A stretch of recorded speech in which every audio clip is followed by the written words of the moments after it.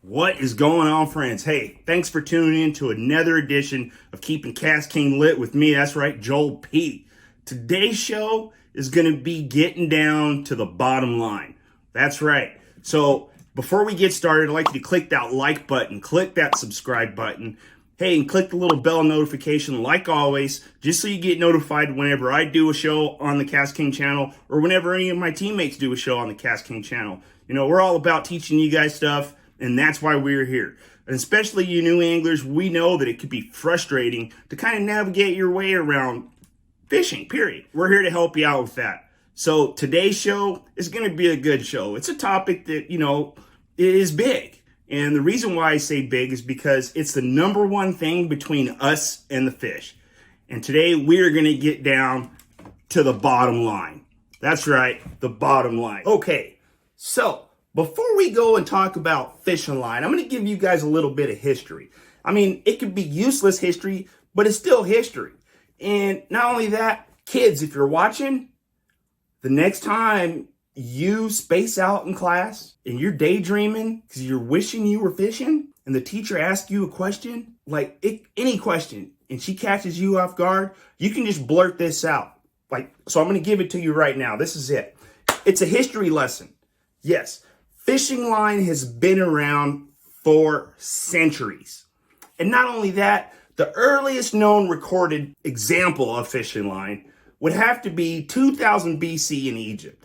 And I'm pretty sure that the archaeologists found some hieroglyphs with some dudes standing up against the Nile fishing.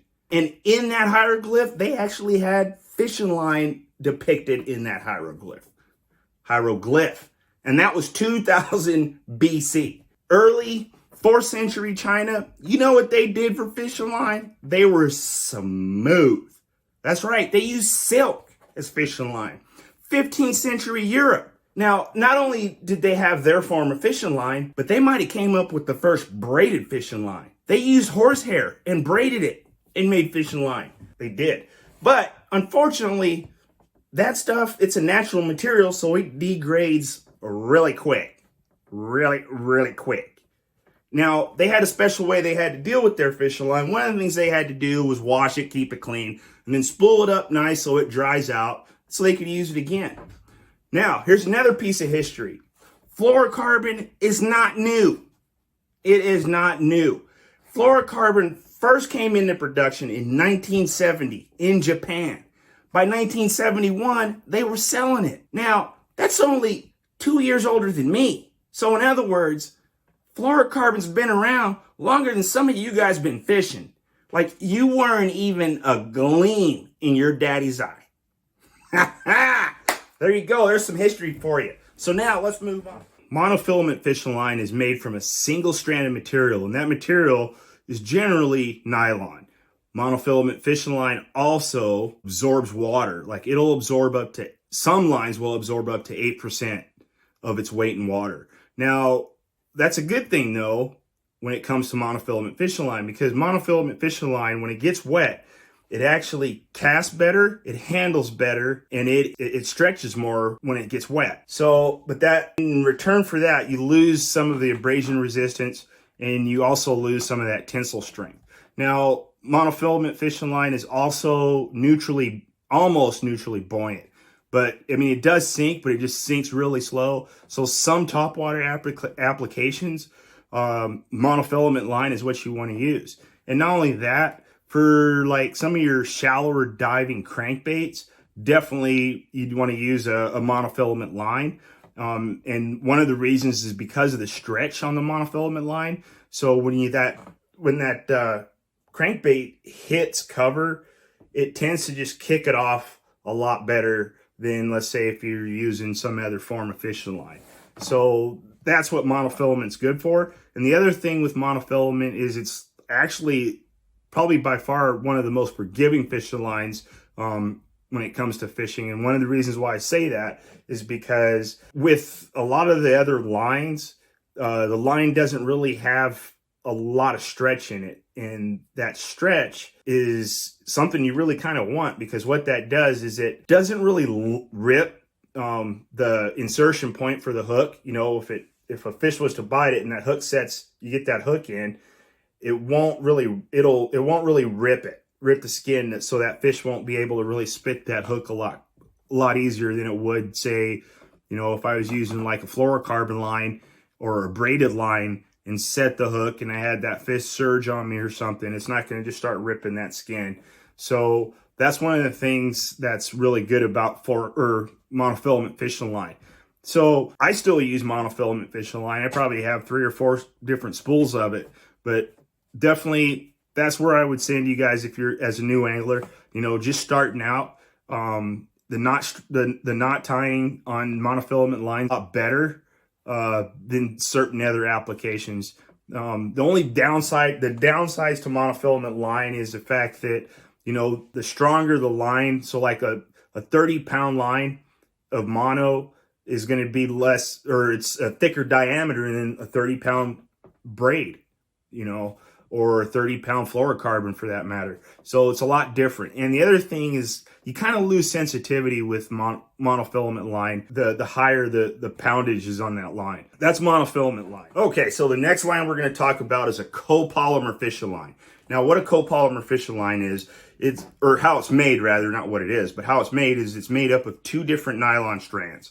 Okay, that's how they make it. Now, with that being said, a copolymer fishing line does a way better job of refracting light than your monofilament fishing line. A copolymer is more abrasion resistance than a fluorocarbon fishing line. Copolymer does not absorb water like your monofilament fishing line. A copolymer is stiffer than a mono, so that will add to better hook sets, will add to more landed fish in the boat, bottom line. So when you pick a copolymer fishing line, just note there's 2 different types of copolymer fishing line. There's a mono-based copolymer fishing line that will float, and there's a fluorocarbon mono-based copolymer fishing line that'll sink.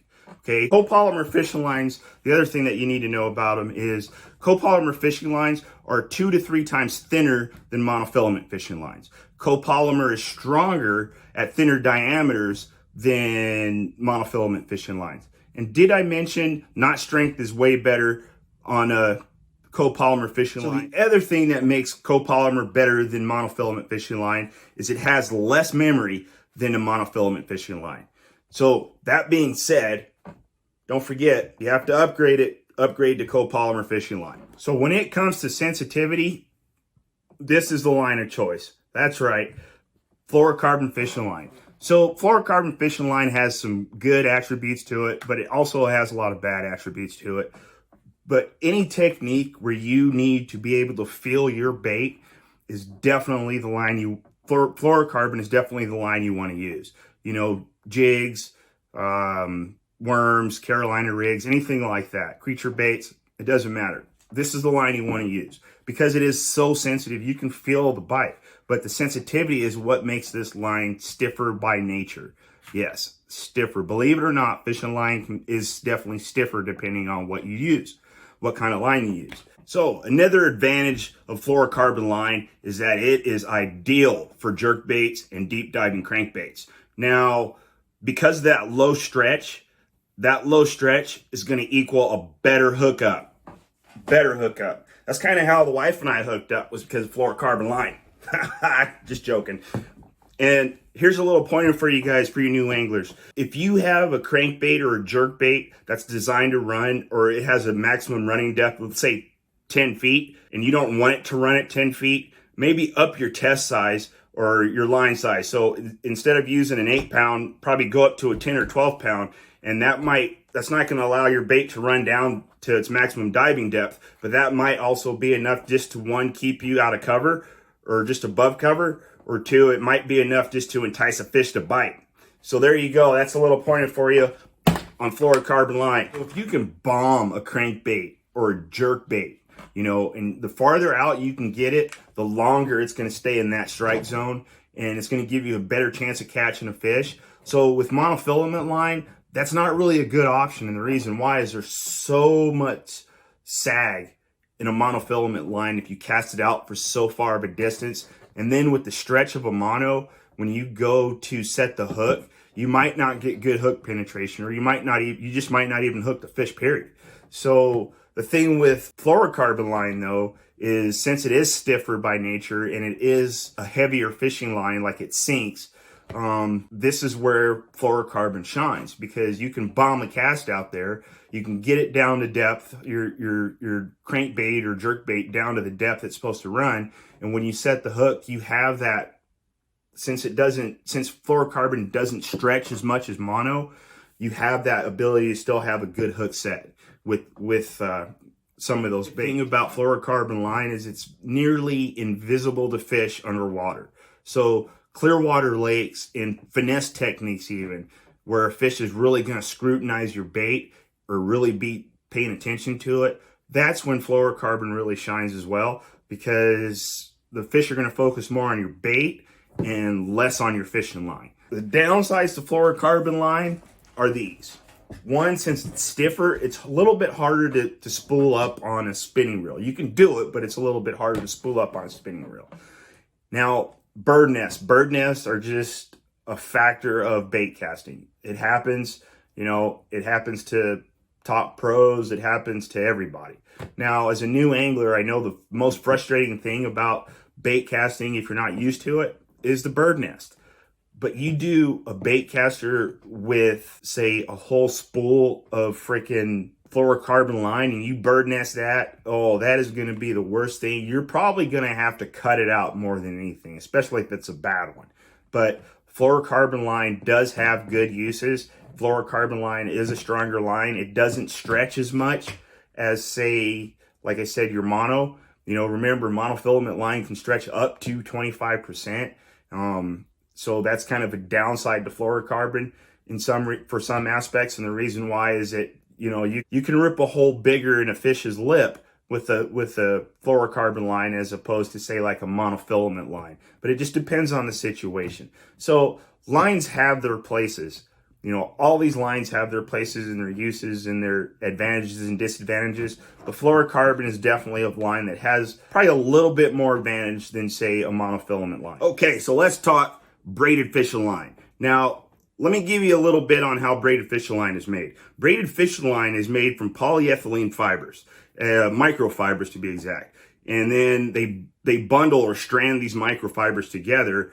And the most common bundle counts for braid is either 4, 6, or 8 bundle counts. But I want you to keep in mind, though, that the more bundles or strands they use, generally the tighter and thinner diameter the braid is. Okay, so different companies add little different things to their braided line, which makes it better than normal line. And one of the advantages to braided line that I know for a fact is that you can actually put, let's say you have 50, 60 pound braid, you can get a lot more 50, 60 pound braid on a fishing line or on a fishing reel than you would a 50 or 60 pound mono on a fishing line. The other good advantage with braid, now this one's kind of an advantage and a disadvantage all at once. So braid has virtually little to no, and I'm going to go more on the side of no stretch compared to your other lines. And one of those things that makes it advantage is there's times where you don't want to have that stretch. Let's say you need to pull that fish out of cover. You don't really want that stretch in your line because you don't want him to be able to gain an advantage and get back in there or something. One of the disadvantages to braid, now this is where I said this is kind of a dual purpose advantage, disadvantage, is since you don't have stretch in braided line, you have a greater chance of ripping those hooks out of that fish's mouth. And as fishermen, we definitely don't want to harm the fish in any way possible, but you have that, just be aware you have that ability since there's no stretch in braided line. Another thing that's an advantage with braided line now is the fact that it floats. So that can also be good for certain applications. And the one that comes to mind the most would be, say, fishing a frog.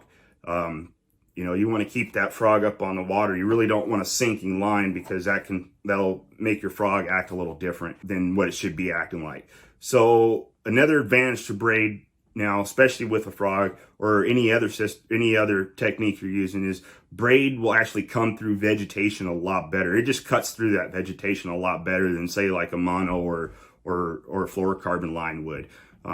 Just because it's stronger and it does not have advantage of braid is going to be your abrasion resistance. You know, braid, especially nowadays, because braid has come a long way than what it used to be. So the abrasion resistance on braid is actually pretty good. There's a lot of people nowadays that'll use braid for a main line and then just tie on a leader. I definitely do that. I think about 60, 70, maybe 80% of my lines do, or my reels have braid on them, and I just tie on a leader depending on how or what I'm doing with it. So KastKing also has a Copolymer or a Fluorokote, and what this is a copolymer line with 100% Fluorokote coating on it. And it's, you know, it's kind of that in between. You get the best of both worlds because you still get the strength of a copolymer fishing line, but you get the invisibility of the fluorocarbon fishing line. And the price difference, you know, it could be a little less expensive than, say, some of your fluorocarbons, your 100% fluorocarbon lines. And then, you know, braid, even with braid, there's KastKing has 13X finesse braid that is more for finesse applications, you know, so it's wound a lot tighter, it's braided a lot tighter. And remember what I said before, when it comes as far as, you know, the more strands they use, the tighter or the thinner diameter of that braided line is. And not only that, just some of the materials that they use in the 13X finesse braid makes it a lot stronger too, a lot stronger. So, you know, I'll leave some links in the video on all the lines I talked about. You know, I hope this helps you out. Now, just remember, this is just a portion of fishing, all right? So there's other things that play into effect with your line choices in your lines. And, you know, we'll go through that later on in later videos, but there's rod choices as well as your reels and how you have your drag set up and how your drag is set up on your reel. So we will talk about that at another video. You know, like I said, I'll leave links below or in the description for you guys to check out some of the lines. Hope you enjoy it. I hope it helps you guys out. And if you have any questions, leave them in the comments. And as soon as I can see them, I'll answer them for you and hopefully help you guys out some even more. And I appreciate all you guys for watching my last video. And if you haven't watched it, check it out. And maybe you have some friends that are needing help too. Send them to my video or the KastKing page, and we'll definitely like to teach them something.